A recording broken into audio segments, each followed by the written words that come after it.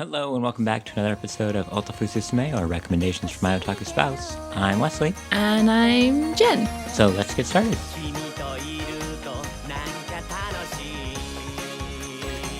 We are here with another one of our Halloween extravaganza episodes. Is it really that much of an extravaganza? You can hear the excitement in my voice. I can. You sound so excited. Thrilled. Exuberant. Overjoyed. Okay, that one actually sounded a little more like, it sounded like it had some emotion in it. Aha, see? I can do it. You can fake it. It's how I've gotten through most of my life. Ouch.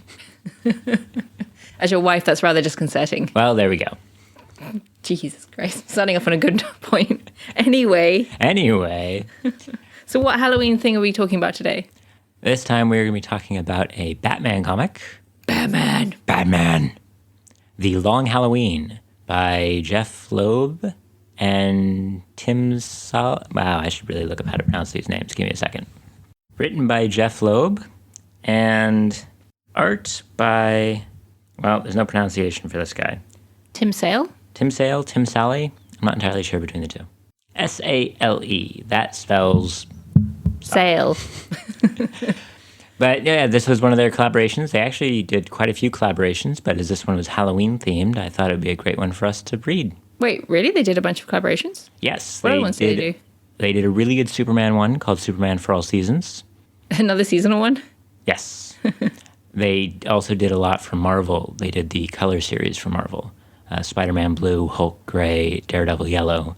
And they were supposed to do Captain America White, but I don't know if that one ever came out. Because the other three kind of came out bang, bang, bang, and then there was supposed to be a Captain America White, but I don't know. Have you told me about these before? I feel like they sound very familiar. Yes, I have. Okay. But they were all pre-podcast, so I couldn't make you read them when I said, Jen, you should read these. They're amazing. Well, I still haven't read them. And then one of the times when we moved, the box that they were in went missing. I'm sorry. The Long Halloween went missing. Superman for All Seasons went missing. All the Marvel ones went missing. Oh no, so all of them by these guys went missing? Yes, they're all in the same box. So luckily he still managed to get hold of a digital one for me to read. So yay. Yeah, so we were able to read through it. But I'm sorry. I feel really bad now. It was somewhat interesting reading it digitally, though, because comic books are an interesting breed. That's one way to put it, yes. Yes. But why in particular? Well, because when you think you've got everything perfectly set up to read it in a way that's comfortable, all of a sudden along comes a two-page splash page, and you're going, this doesn't fit my screen at all. Now I have to zoom in. Yes. The other interesting thing about it was how saturated all the colors were, because I had the original trade paperback version of this. Ooh. And so it was on the type of paper that comics used to be printed on, which definitely wasn't the high-gloss, super saturated thing that you see now.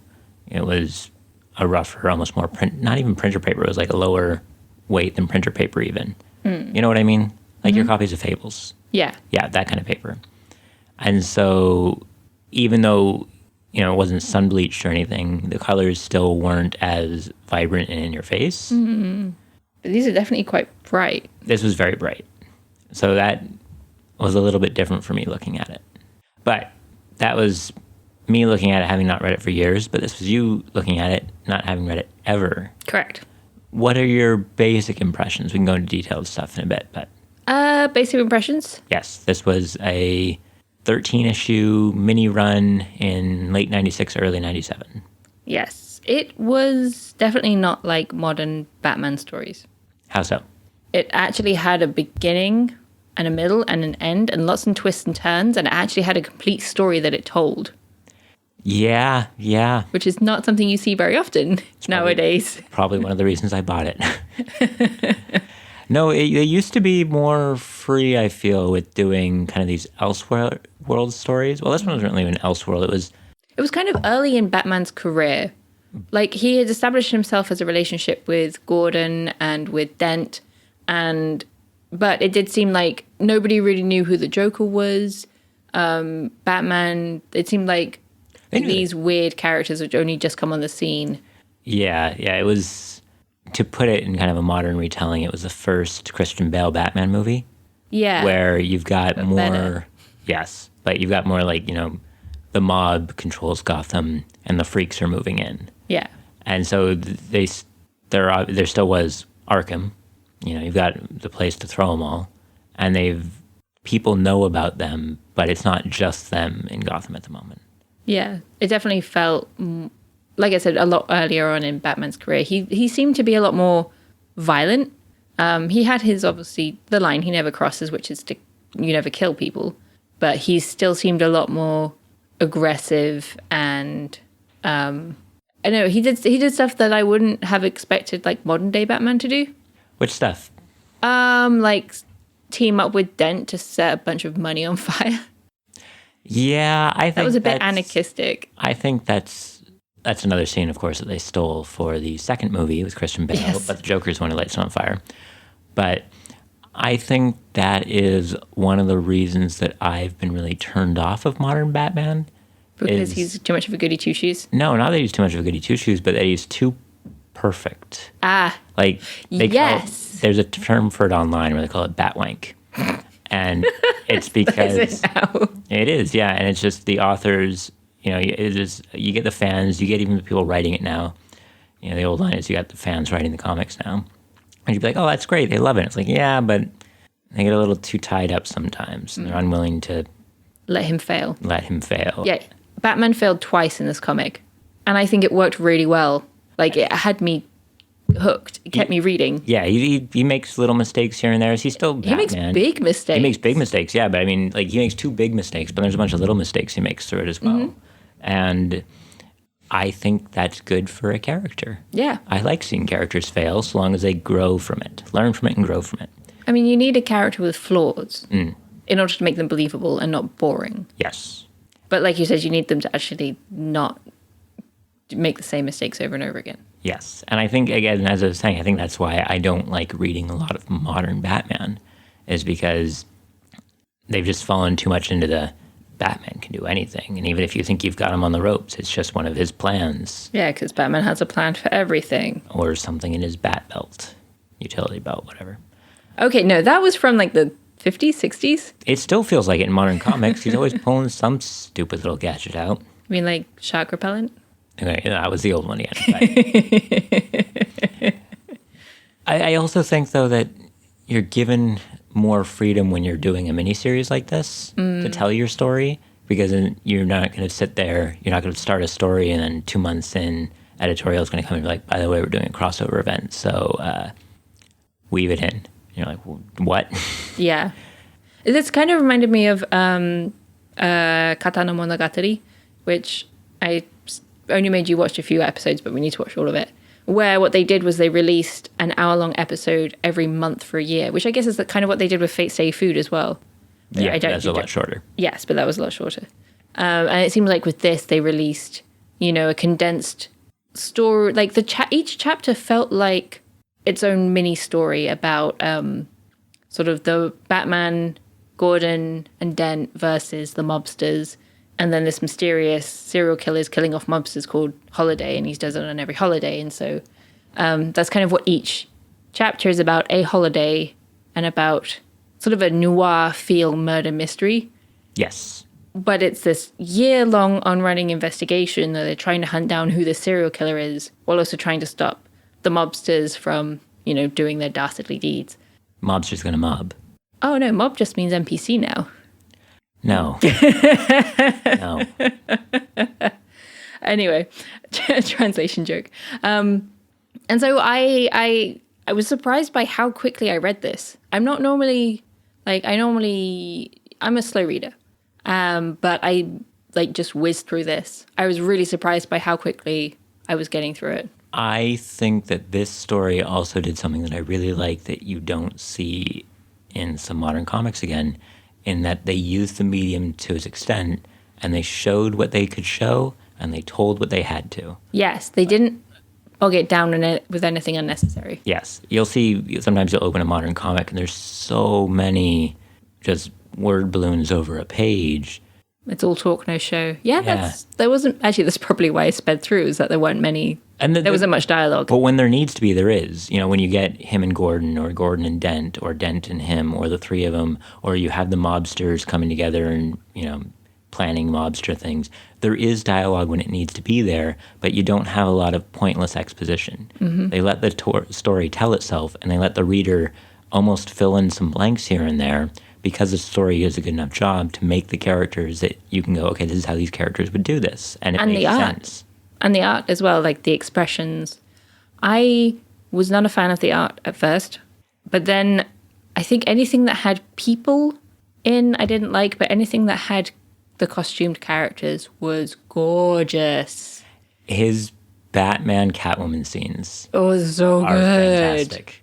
Holy shit. Tim Sally, whatever, I'm going to kick myself every time I say the name, is definitely an acquired taste when it comes to art. Personally, I think it's really good. I really just love his lines and everything. And yeah, the characters aren't super pretty. But you can still see their emotion and in their body language and their expressions. Yeah, very much so. He has a very flat, stark, black and color palette style. Yeah, and that's part of why I was saying at the beginning that the saturation really threw me. Because again, when I first read it, it was more muted, which I also think slightly fit a Batman tone. Something like this might do a lot better with the Superman book that I was telling you about. You know, they probably did what Disney did and like oversaturated everything to make it, to resell it. They did that with one of the most famous Batman comics ever. Hush? The Killing Joke. Oh, that one. The Killing Joke, actually, they kind of did the opposite of that one. When that one was first released, it had a whole bunch of weird psychedelic colors and everything in the coloring. And when they re-released it, they recolored it to be drab, muted, and brown. Oh. AKA realistic, quote unquote. But I don't know if it worked for that one. But for this one, yeah, I really love the line. There's the page where there's kind of Batman's rogues gallery all sitting in an office. Where you just have, I don't know, half a dozen or so villains sitting there. And I really like that one. I really like the scenes where you had, like you said, Batman and Catwoman on scene. But Batman's cape always seemed to like take up most of the panel. Actually, Batman himself seems to take up most of the panel, and it just seems to drape around and be really dramatic. I thought they were cool. Yeah, you can, even with the limited color palette, you really, really get a good sense of daytime and nighttime, or dark and light, which for Batman I feel is very important. It's not to give away any spoilers, but a lot of Batman stories are about the sense of like duality, Bruce Wayne and Batman. Very much, it is Day and night. And so when the art can really help feed into that, I think it works really well. That was a problem, again, that I've had with more modern comics, or that even with some of the Batman movies that came out, is that the whole movie is dark. It's so dark. So dark. Are you sure you're not from the DC universe? And so when it's so, you need the light to give the contrast. You know, it's like they say, like in the brightest light, you get the darkest shadows. And so I think the art really fed into that in this. But you didn't like his people. No. I mean, I think I turned to you and said, made a rude comment about Selena looking funny. Oh, you did in one part, yeah. Yeah, right at the start. I didn't like his people style. Like, all the women seem to have, like, really thick eyeliner. Yeah, I think that comes partially from what you're saying, where it's either a color or it's black. Yeah. But I think it really made up for the fact that anybody costumed was really well done. I loved how he did the Joker, and he drew it in a very like almost pole thin style with these really long teeth, really thin long teeth that were sticking out of his face, and very exaggerated expressions. But I think it worked really well. He's disgusting. Yeah. But it fits the character. Yeah, it fits the character really well. And when he goes around doing creepy stuff, it kind of makes it just a little bit more creepy. I mean, that's, again, I think another thing where I noticed Batman was being quite violent was when he literally punches the Joker's teeth out, like, twice. Yeah. I wonder... I grew up with the Batman animated series, and also in the 90s. Mm-hmm. And he's punching people all the time in that, but because it's a kid's cartoon, they don't show it on stage. And, of course, one of the common jokes, memes, whatever, about Batman is wham, thwack, pow. Well, that's from the 60s again. Again, but so I guess I didn't feel the violence is overtold as much. I don't know if I need to revisit it now with this. Is he hyper-violent in this one, or? I guess it just, for some reason, I made a note of it. No, it's fine. Jumped out at me. I think it's an interesting way to look at it. It makes me revisit how I view the character in the story. Speaking of the character in the story, Yes. for the greatest detective in the world, at least according to the modern comics, he's stupid. What? He's so stupid. How so? And I don't mean, obviously, I think the overarching serial killer mystery was really, really, really well done. And the hints that they had, it really did have them stumped for a whole year trying to chase this person down. But the fact that Selena turns up in her sexy dress and she has these bracelets, and then 5 seconds later, Catwoman turns up and she's wearing exactly the same bracelets. Every time you see Selena and every time you see Catwoman, she's wearing exactly the same bracelets. I'm like, Bruce. I think Roll your perception.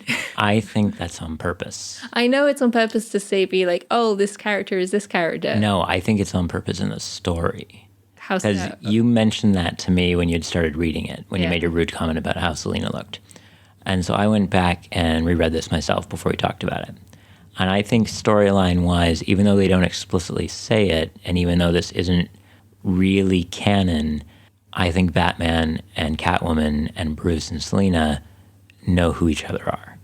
I don't think so. I mean, there was a bit where Batman is being controlled by somebody and Catwoman comes in and saves him. And later on, no, not Batman, Bruce is being controlled by someone. Catwoman comes in and saves him. And then later on, Batman goes to Catwoman and said, thanks for saving Bruce. He's a friend of mine. And so that's why I think that they weren't really, they don't know who each other is. Is. I still think, though, that there was a little bit of kind of a wink to the audience who would be more familiar with Batman that they did know each other, because there's bits where they're having conversations that seemed to almost stop and start between being Bruce and Selena and being Batman and Catwoman. So their conversations will kind of continue. Between sometimes, kind of. I don't know. I agree that if he doesn't know, it does make him look really stupid in this comic. But then again, it could also be, like I said, more of a visual hint to the audience, because they don't outright say that Selena is Catwoman. So I wonder if it's a visual clue to the people reading rather than to Bruce. True, because as we said at the beginning, this is somewhat of a miniseries. And so for the people who are big Batman fans, are going to know who all these characters are. But I think that it also does a good job at slightly onboarding people who might not be as familiar. For the big names like Batman and Bruce and the Joker, they don't do as much. But for some of the other rogues, like especially for Scarecrow, when he shows up, they do give you a quick little, here's who Scarecrow is. They don't, go way off on this tangent and be like, here's this whole origin story and blah, blah, blah, yada, yada. But they do make sure that you understand who the Scarecrow is and what he does. So I think that works pretty well. And I noticed that I think because they released it once a month for a whole year, they had a little thing in every chapter that said, hey, this is who this character is, even if that character turned up earlier. Not, again, for the big names, but like you said, Scarecrow, I think turns up a few months after his first appearance, and they said, oh, yeah, this is Scarecrow. Yeah, they don't do that as much for like the miniseries characters, like the mobsters we keep talking about, the Falcone family. Or even like Mad Hatter did get an introduction. But yeah, no, not the main characters. Yeah, there's definitely some of them. I think you don't really get much for Solomon Grundy or people like that. Born on Monday. Yes. But it does a much better job at onboarding people than modern Western comics. Yes. Which I think is a problem that modern Western comics need to solve. I think it's something they've been trying to solve for the last decade. I mean, remember the reboot, DC 52 reboot? DC did a recent reboot and then unreboot. Marvel did a recent reboot. They keep so many reboots. They keep doing reboots, heavy quotations on that. But it's really just a chance to renumber things to one, so that if you happen to be watching the movies, like the Marvel cinematic movies are making bank at the moment, and the DC movies are trying to be the Marvel movies, they're like, oh, here's a great place for you to jump into the comics. And it's really not. But they're not really. No. They still expect you to know a bunch. And they, like you said, they tie into everything. Yeah, there's constant tie-ins. So even if you start reading something, because you're like, oh, I like this movie, and I'm going to go start reading this from the rebooted version number 1, within a year, it's going to get into a major crossover with half a dozen other titles. There's going to be no easy way to read it. Mm-hmm. And even when the trades come out, there's still no easy way to read it. No, because it'll be like, oh, go to this comic to read this story, which explains why this character is randomly turning up in the comic you're reading. Which is a pain in the ass. Which is why I never got into Marvel and DC. But I think it's a modern problem. Because when you look at old events, even the big ones, like, the big Marvel event that just happened in the movies, Infinity War, was based off of a comic, Infinity War. But if you want to go read Infinity War, you buy the volume that says Infinity War and you read it cover to cover. Mm-hmm. And it tells a complete story. And it tells a complete story. If you want to go read any modern major event, you have to buy half a dozen different trades. And then you have to read like a chapter from this one and a chapter from that one and a chapter from this one. And anyone who isn't already invested is going to give up. Yeah. Especially when you have something that does it better already on the scene. You mean Image Comics? No. Yeah, Image Comics. Actually, Image has their own problem, but... Image has their own problem. No, I'm mainly talking about manga at this point. Yeah, there was a big news article that came out recently that over the pandemic, graphic novel sales were way up. And a bunch of Western comic-related people were glad-handing themselves and back-patting themselves on Twitter and being like, oh, yeah, aren't we so great? Aren't we so great? They hadn't read the article? No, you go read the article, and it's all about the fact that manga is selling tons. Mm-hmm. Which is completely believable. I mean, I follow a couple of people who own comic stores or who are very involved in the comic industry in America, and it's all like, if you don't have a manga section, then your comic shop's going to... Well, if you don't have manga and board games, then your comic shop is going to flop. Oh, what I've heard is that the three things you want your comic book shop to sell are manga, magic cards, and pop figurines. Yes, pops. Sorry, I guess, yeah. No, you're absolutely right. It's like comic shops don't survive by selling Western comics because Western comics don't know how to sell themselves anymore. Ooh. And they keep doing these... everyone looks back on the 90s in comics as like, it's bubble economy that burst. Mm-hmm. And a lot of it, they kept coming out with like multiple variant covers and shiny holographic this and shiny holographic that and a bunch of renumbers and Pokemon restarts. Cards? Kind of. Our Pokemon cards are still making money and Western comics aren't. But you had this big issue and comics... You had multiple big issues. That's the problem. That's the problem. And then comics started dying out and, they're not actually doing anything to fix it. Yep. Actually, there is... so one of my favorite comic artists is Steven Sejic, who he mostly publishes under Image Comics. Okay. He does Sunstone.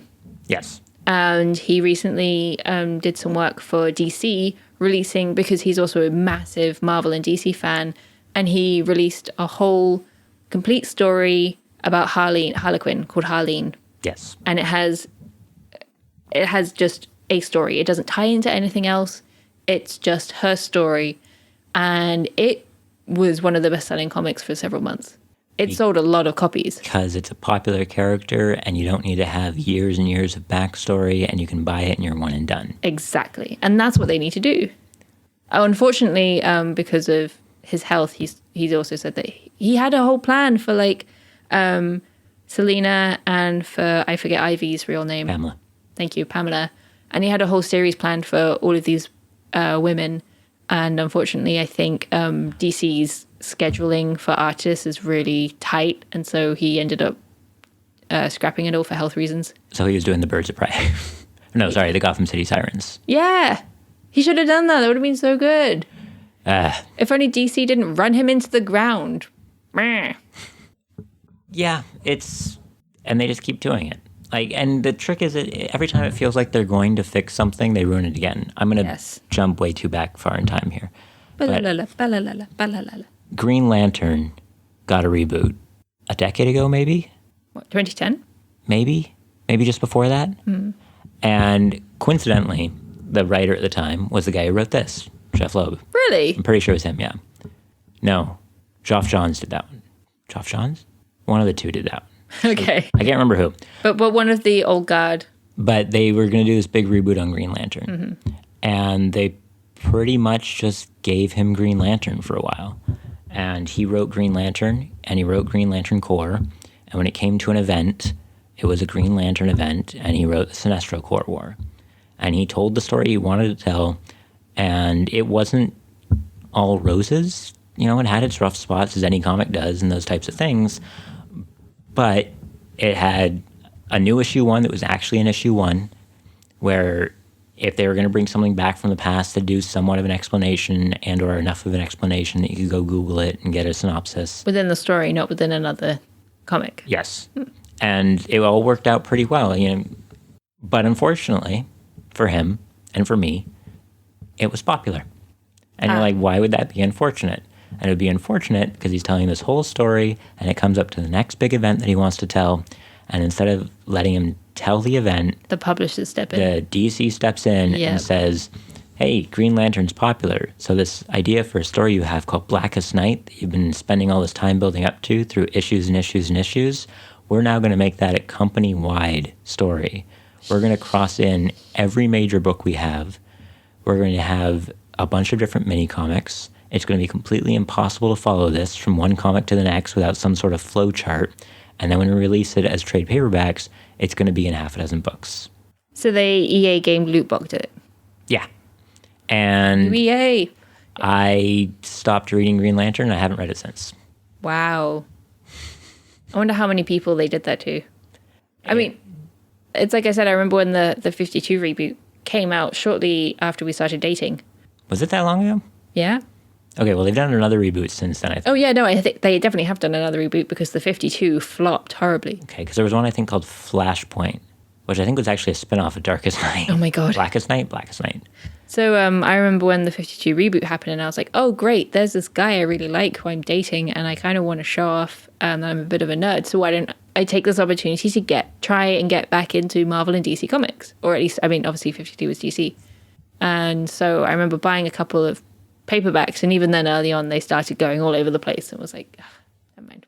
I think we got a couple, read them and was like, nah, none of these are really grabbing us. And I remember you even read like some Spider-Man after that. I mean, obviously that's Marvel, not DC, but you read some Spider-Man and then you're like, no, they've done it again. I'm never reading it again. Well, yeah, Spider-Man lost me after Brand New Day, and I lost a lot of people after Brand New Day. And then I jumped back in. What did the New Day do? No, not the New Day. And then I jumped back in with, a bunch of people were saying, oh, it's back to just Spider-Man again. Peter Parker, Spider-Man, the kind of stuff that you want him to do. And I was like, okay, I'll give it a read again. I started reading through it, and eventually I was like, I just don't care anymore. I think that's the problem as well. So I noticed that while reading, going back to The Long Halloween, is that The Long Halloween is as you say, contained story. You don't need to know anything about Batman to read it and highly enjoy it. However, once you've read it, I don't think there's any point reading any other Batman because it tells the Batman story. And I think that's the problem, is that either you tell the Batman story again or you take it somewhere different, which pisses off fans. I think that's the same with every hero. Like when Spider-Man I'd only heard about this, I never read it, but when his body was possessed by Doc Ock. Oh, that's when I dropped it again. Yeah, sorry, that's actually the exact part when I said I'm tired of this shit, and I dropped it again. They were trying to do something different, and because of that, they alienated their audience. But if they try and do the same thing over and over again, it's boring. And so I think they overcomplicate it. I was completely okay with Spider-Man getting possessed by Doc Ock. What I hated was every other character's reaction to it. Because he's got tons of friends and tons of family, and he's an Avenger, and nobody noticed that he was acting completely different for plot-related reasons, because you can't have him find out yet, of course. So it was unbelievable. It was unbelievable, and it was stupid, and I hated the whole thing. They used it as a sense to undo anything good Peter had done for himself, and I was like, what's the point of me reading it if you're just going to do these resets like this? And that's one of the issues I think Western Comics has, is they're so beholden to their canon. But if you had decided to say, take a year of Spider-Man comics, whatever, bi-weekly, 24 issues, and tell me a story in those 24 issues, or take half a year, or do it monthly and give me 12 issues, and just tell me a story like they did with The Long Halloween, or even in Batman. To look at another story, Batman Hush. which was written by Jeff Loeb, illustrated by someone else, but it was written by him. Yeah. And that one fit into the canon that they were telling at the time, and it still does. It's still considered a canonical event, which this one is not. Oh, really? Yeah, this is... There's a big twist in this story I don't want to give away. It kind of acts as an origin story for someone, and that's not canonically how he was... It's kind of canonic. It's... Yeah, I get what you mean. Yeah. Okay, so that's not canon, but Hush is. Yeah, but Hush still worked. They had a story, they told the story, they didn't get lost and fly off the handle and go a bunch of different ways, and it worked. And if you want to tell stories like that, I'm totally fine with it. I mean, in one way, I think the movies are doing that. I think the movies started very well, but I think the Marvel Cinematic Universe is, again, losing me. Yeah. When you were saying that they had the big, the most recent movie, what was it? Endgame. Infinity War.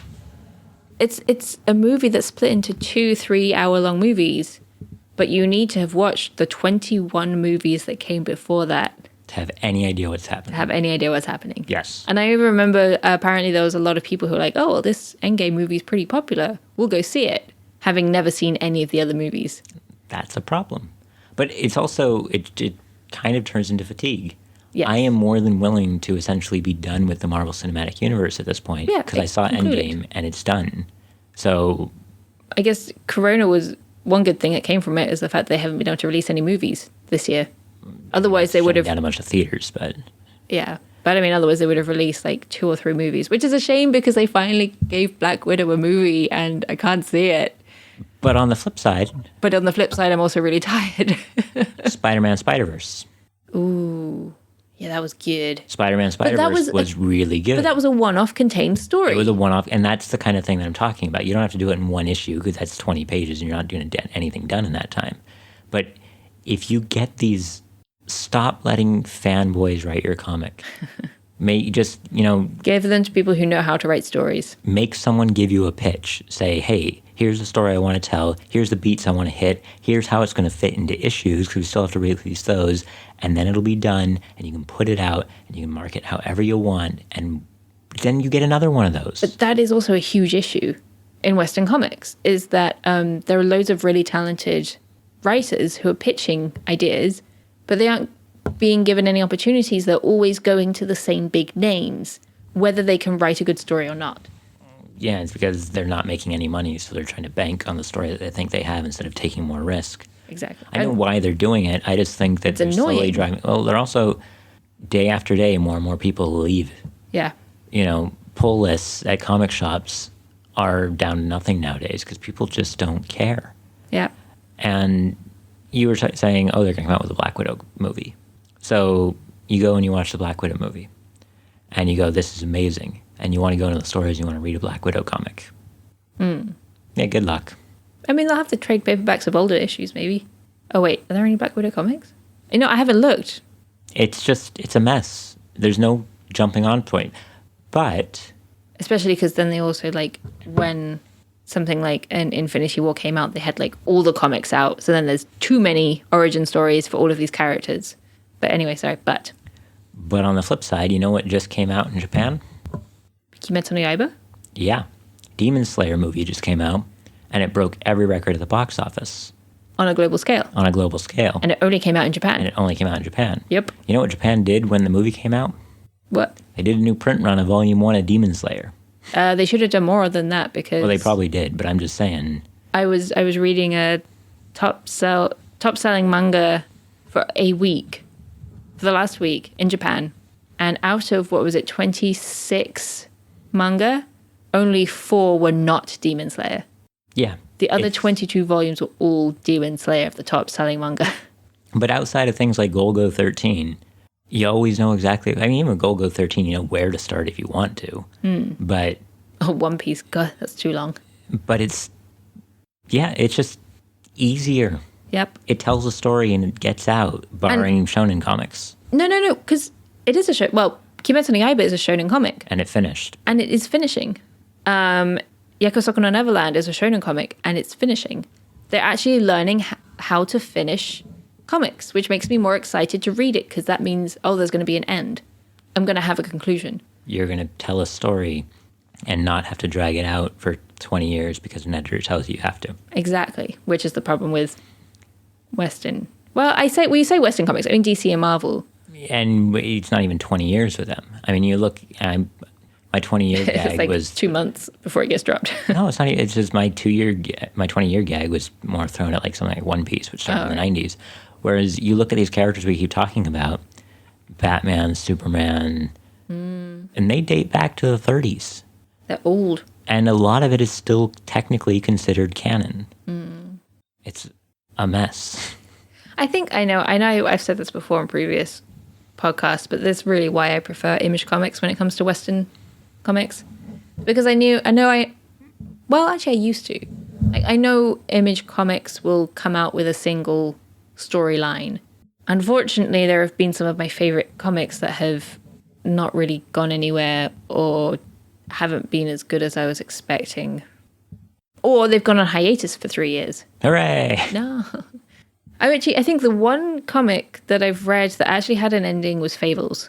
Oh, no, and Freak Angels, but that was a web comic. Yeah, no, I think everything else is still going. Yeah, I've mentioned in past things that I don't really read much shonen anymore. And it's because I know you're saying these stories are ending, but Yakusoku no Neverland and Demon Slayer are both still, well, Yakusoku no Neverland ended right on volume 20, but Demon Slayer is 20 plus. Yes. And to me, that's too long. Fair enough. It's why I've stopped reading My Hero and things like that. I think My Hero is a shame because it's telling Western stories better than most Western comics. But, that's true. But It's a manga that never ends. Yeah, I just want more stories that are good. A story. Yeah, that's probably why I'm actually getting a lot more into novels lately than manga, is because at least I know it's going to end. Except for those few that are like, oh, this is the first book in a trilogy or the first book in a series of 7, in which case I don't bother reading any more than the first volume. Story fatigue. It's a thing. But I guess when you get into something, like really, really into it, I can understand why people want more. I would rather be left wanting more than to stop reading something because I'm tired of it. Yeah. No, 100%. Leave me at the end excited about your work. Yes. That's all I want. Is that how you felt when you left Halloween? Yeah. Now that you've mentioned that these two have done more works and he's done more stories, I've been more intrigued to read them.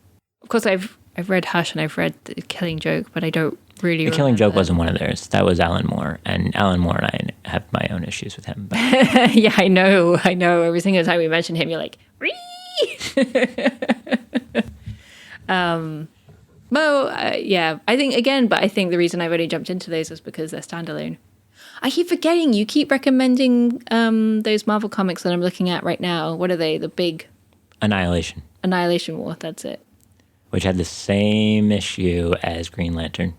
Oh, it got popular? Abnett and Lanning, nobody was reading Cosmic Marvel, so Abnett and Lanning were like, hey, give it to us, and let us just have editorial oversight and freedom, do whatever we want with it, and don't touch it.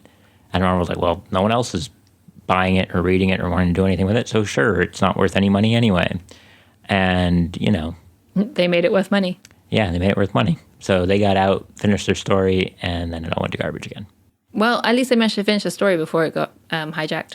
Mostly. Okay. But now it's like half tied in with the Avengers and half tied in with this and half tied in with that. Wait, was Planet Hulk the beginning of that? No. Oh, okay. No, it is. You just made me read that separately. I just made you read that separately. Okay. Well, partially because we were going to go see Thor Ragnarok. Oh, yeah. So long ago. Anyway, but yes, I would be intrigued to read more of their works as well as the ones that you've recommended to me. I kind of want to reread some of the other comics I've got. Like I got... Hawkeye. Yes, I got Hawkeye, which the art and the stories are really good fun. I hope they didn't ruin it, at least up to the 4 volumes that I bought and dragged all the way with us to Japan. But yeah, no, this has got me back into a comic reading mood. Hooray! I blame you entirely. Well, just remember when reading Western comics. Oh, don't worry. I know. I've been burned before. Okay, good. Yeah, we just had a whole conversation about how we were both burned before. Yes.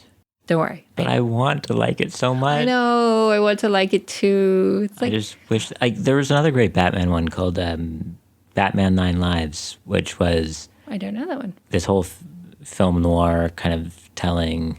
Stars Catwoman, of course, but not the Catwoman that you know. It's very much an Elseworlds. It is fully divorced from the DC world. But we didn't really talk about Halloween that much because this was called The Long Halloween, and the murders start on Halloween and end on Halloween. yes, But in the middle, there isn't really much Halloween themes. It's very holiday-ish, it's true. but it was fun, It is. and I'm kind of glad I read it now.